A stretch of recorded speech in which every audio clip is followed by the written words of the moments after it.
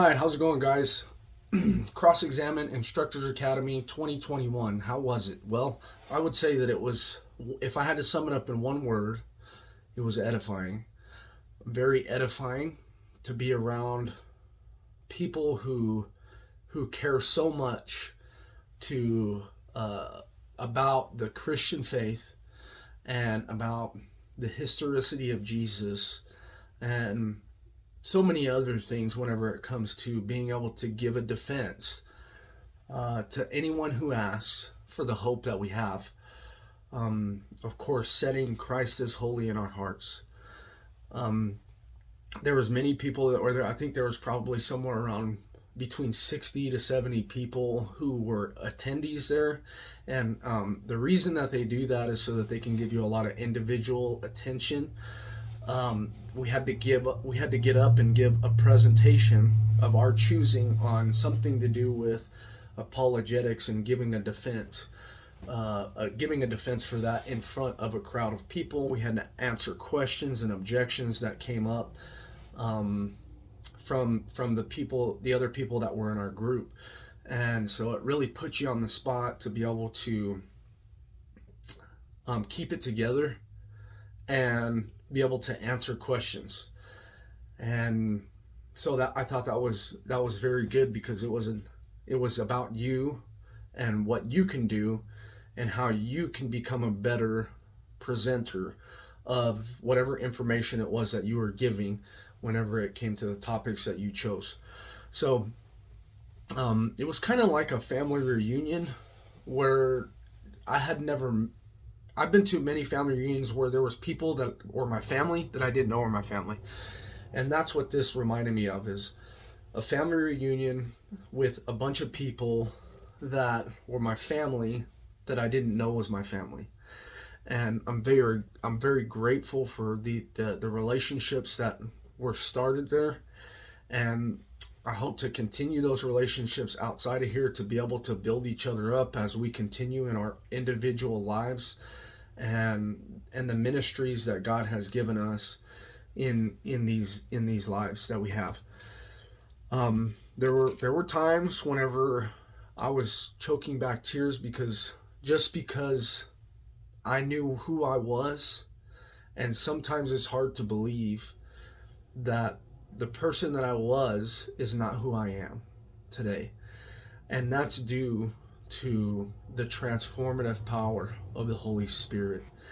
And so whenever Jesus talks to Nicodemus about being reborn and being born of the water and of the Spirit, I can understand that because I've experienced it, where I'm not the person that I used to be.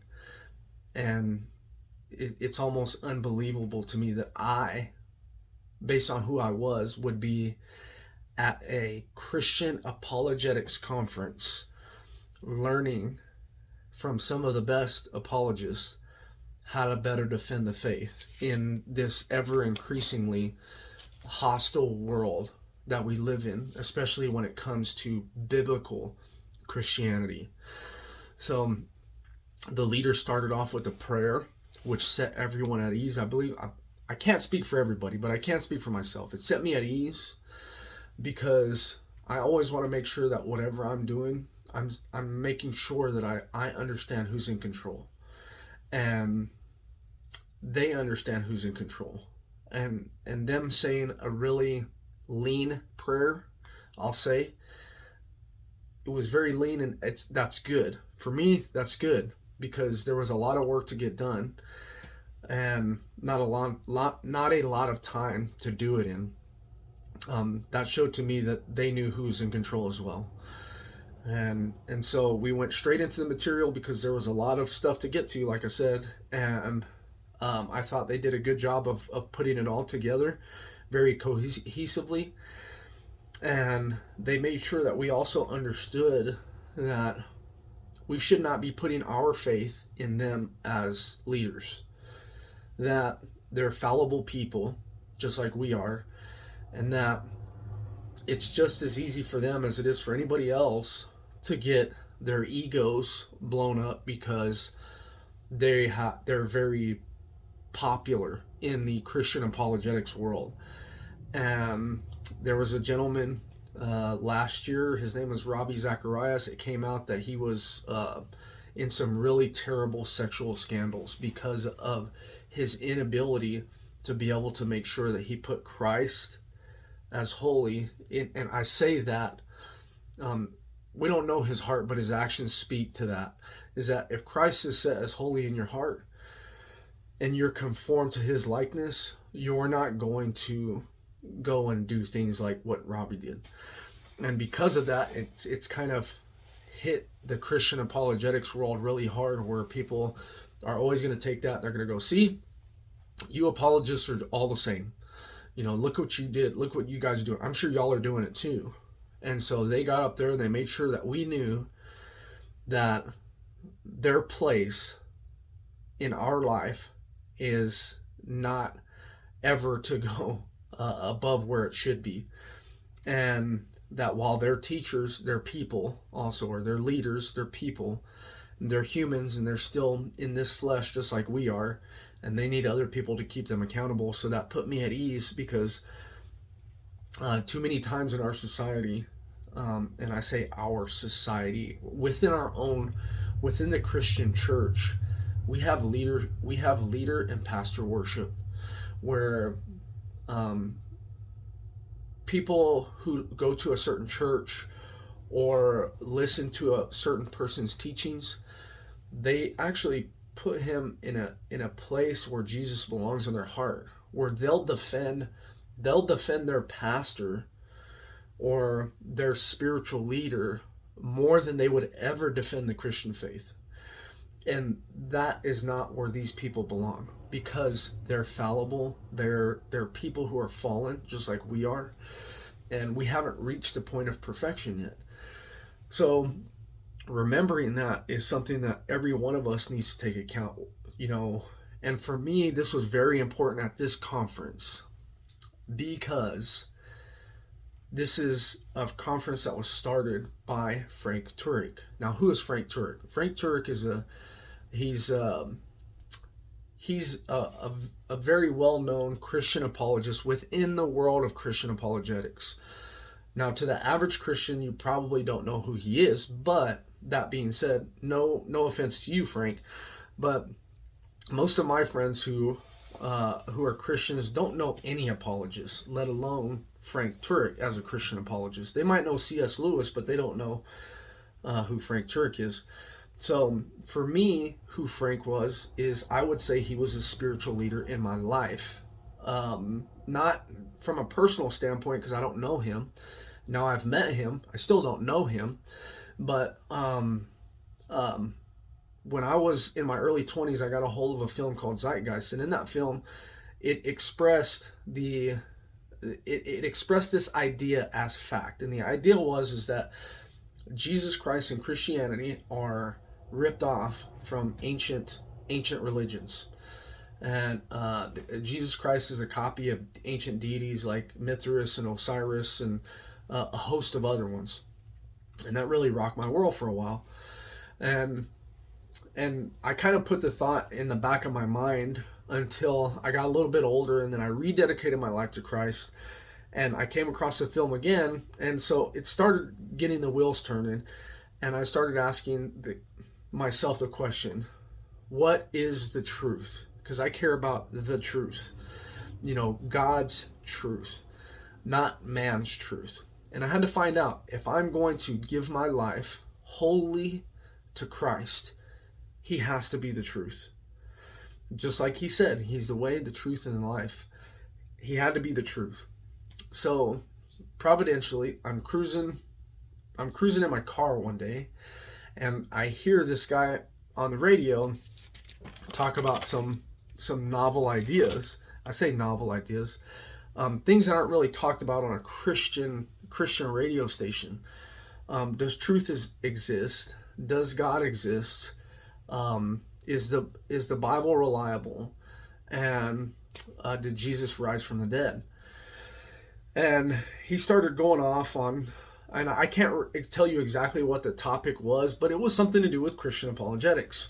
And that was the first time I had ever heard of Christian apologetics. Where the guy on the other end of this broadcast was Frank Turek. After that, I downloaded the Cross-Examine app on my phone, and I binge listened to all the episodes. And this is where I got a lot of my, I got my feet wet in listening to and understanding what a Christian apologetics was and why it's important to us as believers. And so you could imagine how difficult it can be for someone to temper their emotions whenever they meet somebody like that has had such an impact in their life. And by them coming out and saying, guys, make sure that you don't put us in the place where Christ belongs.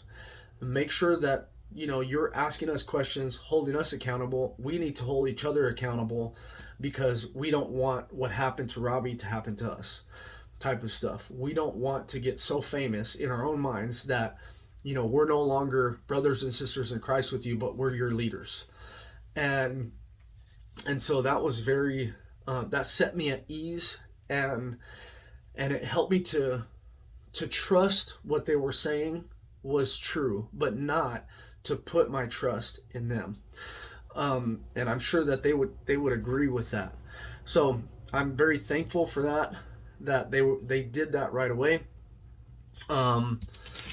And they really helped to have with breakout sessions, do some individual stuff whenever it came to being able to ask questions to individual instructors. You got more time to ask them. They sat down with us. They ate lunch with us. Each one of the leaders would sit down at a table with attendees that would give them the opportunity to ask questions to them. So who were the presenters there? The presenters there, the instructors there were, of course, Frank Turek, and he was presenting his work, I Don't Have Enough Faith to Be an Atheist, which he co-wrote with Dr. Norman Geisler. This is a great book for all you people who are like really heady, super smart, want to get into some stuff and stuff like that. This is really a really great resource and a book. Gregory Kunkel was there presenting his work, Tactics. And this is a really good book for just the average Christian, really, in order to kind of be able to navigate a discussion with somebody who's a skeptic or somebody who's even hostile, and be able to switch their argument and kind of flip it on themselves. J. Warner Wallace was there. Cold Case Christianity is his work. There's a lot of other books from the other people that were there. Cold Case Christianity. I think Cold Case Christianity is a really good. It's very cool book and a cool way of looking at the landscape for the historicity of the Bible, the beginning of the universe, Jesus and the resurrection, the eyewitness counts of the apostles, so the Gospels, and it's just really interesting, different point of view from somebody who is a cold case homicide detective. It's just pretty neat, and how he puts it in language. It's almost like, like 2020 or something like that. You're going through these things in a way that's very kind of suspenseful in a way. And the other presenter, Alyssa Childress, she's got a book out called Another Gospel that talks about progressive Christianity within the church and what progressive Christianity is. And if you don't know what it is, you should probably find out what it is, because you may be in one of those churches. Natasha Crane, which she has all kinds of books that were pretty much for parents, but she's written books that are kind of for every Christian as well. And she's got blogs. She's a well-known blogger, and she presented her information. Unfortunately, I didn't get to see everybody's stuff. She did a really good presentation on marketing and how we as Christian apologists or people in our own ministries can leverage marketing tools in order to try to help increase our increase our ministry so that we can share the gospel. Jorge Hill, who works for crossexamine.org, he also has his own media company. He presented a lot of information on the social media platforms and some pitfalls to try to avoid, and some things that we can do in order to increase our impact for the kingdom of Christ using these tools. Dr. Richard Howe was there, which I took his class, and I'm really grateful for it. He was super funny. But philosophy literally is like speaking in tongues. The only difference is that I can actually understand the words that are coming in his mouth, but I don't really understand the concepts. So luckily we had people that were there who were interpreting for us lay people what some of these lofty philosophical things were that he was talking about. Brett Kunkel, he does a lot of stuff with the youth, and I think what he does is amazing, how he gets them ready to go on to the college campuses. And I think even Sean McDowell was there as well. And I took his, he was actually one of my instructors that critiqued me along with Frank Turek on our presentations that we had to give. And I thought he did a really good job in his presentation on how we should engage skeptics, and really having a are we loving our neighbor type of approach whenever we're approaching people who may be hostile towards the Christian faith, or people who are just skeptical. Or usually it comes down to people don't want to believe in Christianity because they're living a certain way that is antithetical to Christianity, and they know that. So how do we engage those folks in a way that's not pushing them away, that's not saying, yep, you're wrong, you're going to hell, but hey, do you know that even Christ died for you? So anyhow, I thought they were all great. They all presented their information really well. And so is this something that I would go to again? Yes, I would go to this again. Will I go next year? I don't know. It just kind of depends. And the reason why is because I've been to so many things like this, where I've been to sales training stuff, I've been to leadership training things. And when I was younger and just dumb, I had thought that going to these things was going to take me to the next level. And the reality of it is that you're presented with information and tools, but what takes you to the next level is what you do with it. And so to say that I'm going to go next year is way, looking way too far in the future for me. I couldn't say that I would go next year. I would like to go at some point again. And really for the fellowship, and I don't mean this, it's not a slight at the instructors at all, but the fellowship was so great that I would go for the fellowship. I know there's going to be great presentations, and I know that there's going to be really good opportunities to help you add more tools to your toolbox. But the fellowship was just so edifying and so wonderful that I would go just for that. Now, should you go? I don't know. I can't answer that question for you. But what I can say is that if you're somebody who really wants to get out of your comfort zone and wants to be able to, maybe you've had some questions that people have asked you who are family members who are on the fence about is Jesus who he said he was, the historicity of the Bible, things of that nature, does God even exist? Then I would say this can be very beneficial for you if you come with the expectation that you're not going to leave there as a trained apologist. If you come with the expectation that you're just going to come, you're going to get barraged with a bunch of information, but what you do with it afterwards is what's really going to help you out in getting to that point.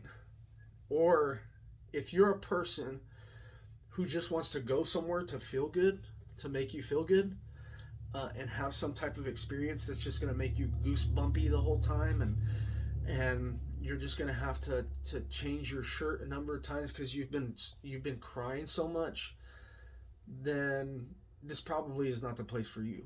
Not saying that it wasn't emotional, but what I am saying is that This was a place where you come and train your mind. So if that's you, I think this would be a good investment for you. If that's not you, I would say that you need to toughen up and get to that point anyways. I'm just kidding. You don't have to toughen up. Let somebody else do the work, right? So all in all, it was a great experience, very edifying, and I look forward to being able to take advantage of some of these tools and some of the contacts that I made while I was there. So not just, the instructors, but a lot of the other attendees that were there are doing ministry stuff like this already, to be able to take advantage of those things. And some of the people have been doing it for a really long time. So I look forward to that, and look forward to maybe giving a little more detail about some of the presenters that I was able to sit in on in the individual breakout sessions, and what they presented and how it impacted me, and how I think it can be helpful to you. So go check out all these people: Frank Turek, Gregory Kunkel, Brett Kunkel, Sean McDowell, Jay Warner Wallace, Elisa Childress, Natasha Crane, Dr. Richard Howe, Jorge Hill, and through all that, you're going to be exposed to all kinds of different resources being pulled in, into your fold. So that being said, have a blessed day, guys.